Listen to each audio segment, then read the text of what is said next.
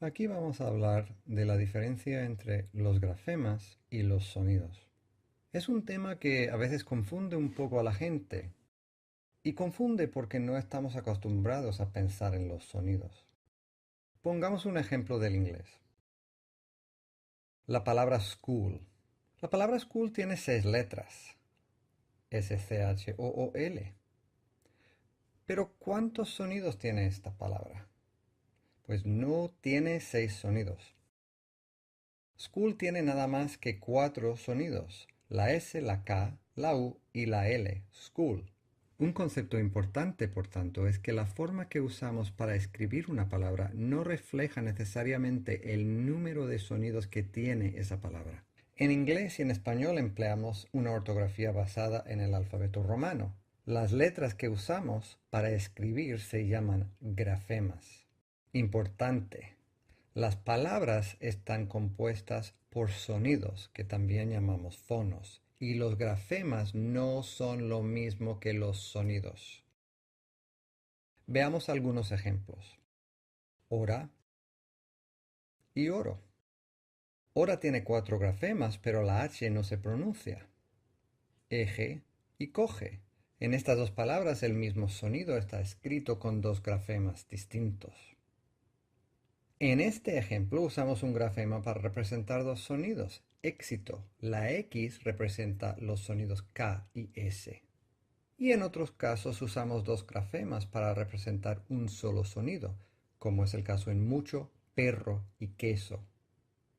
¡Qué desastre!, ¿no? Pues no, no es un desastre. Es simplemente la diferencia entre el sistema de símbolos que usamos en una ortografía, lo que llamamos grafemas, y los sonidos, que son realmente las cosas que componen las palabras. Cuando estudiamos la fonética y la fonología nos enfocamos en los sonidos, su manera de producirse y cómo se organizan en cada lengua. En resumen, los grafemas son letras que usamos cuando escribimos nuestra lengua, por ejemplo el inglés o el español, mientras que los sonidos son lo que pronunciamos, se combinan para formar las palabras. La palabra hora, por ejemplo, tiene 3 sonidos, O-R-A, pero 4 grafemas.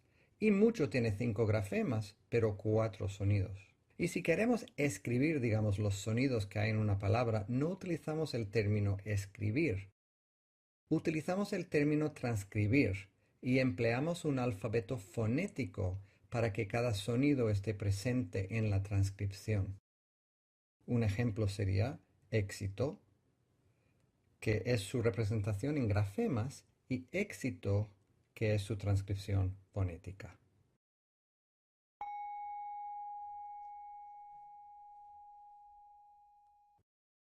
Created using Powtoon.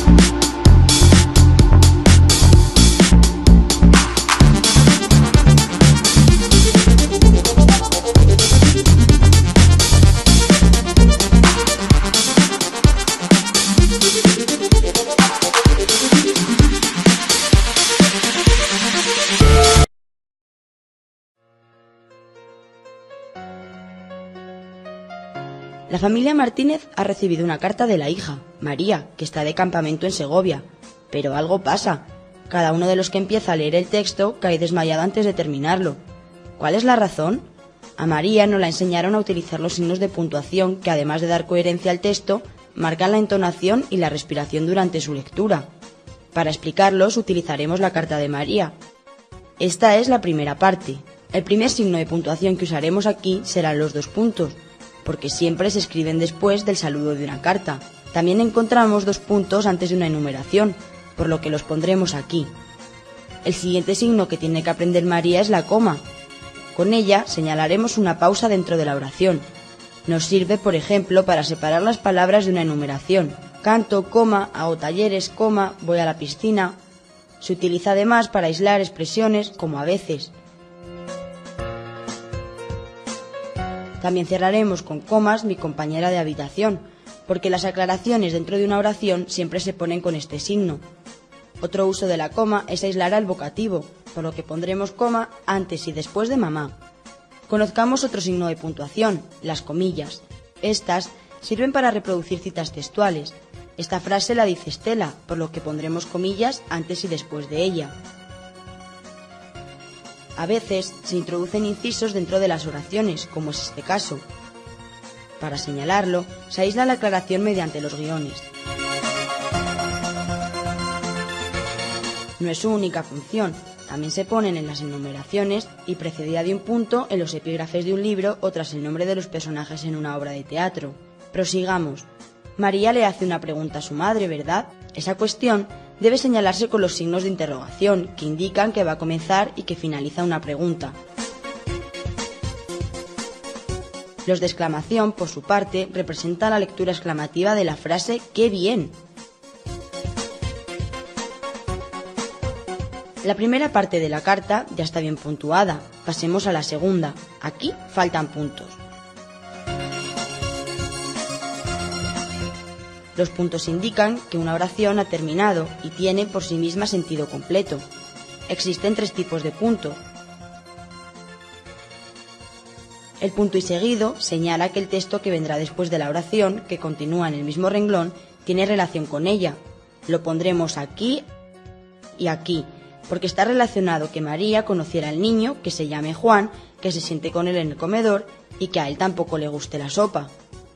Sin embargo, ya queda poco para vernos, no tiene relación con Juan, por lo que lo separaremos con un punto y aparte. El punto y final, como su nombre indica, concluye el texto.